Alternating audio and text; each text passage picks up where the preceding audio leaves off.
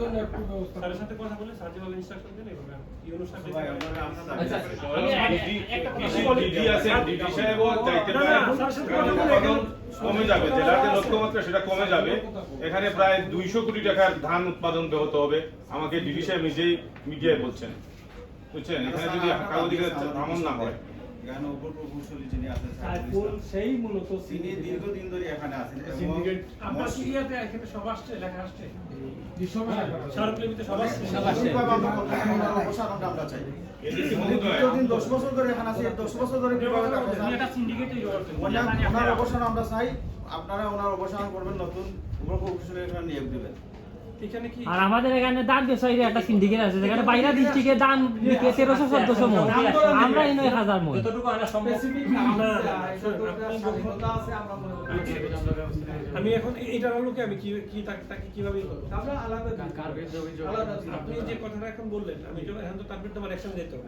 আলাদা বারবার নয়, কাগজে কলমে আলাদা দিয়ে দিব। একটা দিয়ে দেন, আমরা একটা এটা আমরা স্যার আলাদা দরকার তো আপনাকে আচ্ছা, আমি আধা মিনিট।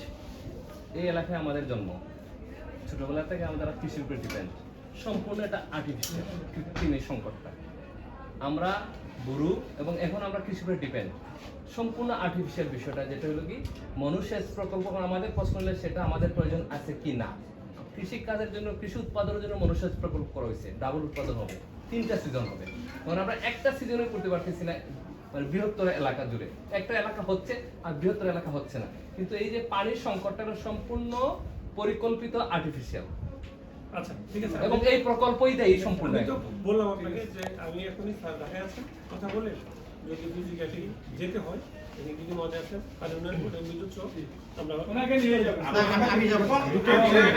একটা কথা বলি, আপনি প্রতিনিধি রাখবেন ভিজিটের সময়, সরকারি কর্মকর্তার বাইরেও যারা আছেন কৃষক প্রতিনিধি রাখবেন সাথে। এডিসি মহোদয়, আপনাকে একটা বিষয় বলি, যখনই প্রশাসনের গাড়ি যায়, যখনই প্রশাসনের গাড়ি যায় তখনই পাম্প হাউস চালু হয়, প্রশাসন যখনই সরে আসে তখনই বন্ধ হয়ে যায়। আপনার সেটা হচ্ছে দীর্ঘদিনের এখানে আমাদের একজন সাধারণ সংবাদকর্মী হিসাবে যে অভিজ্ঞতা, সেটা আমি বলতেছি এখানে। আর যখনই প্রশাসনের গাড়ি যায়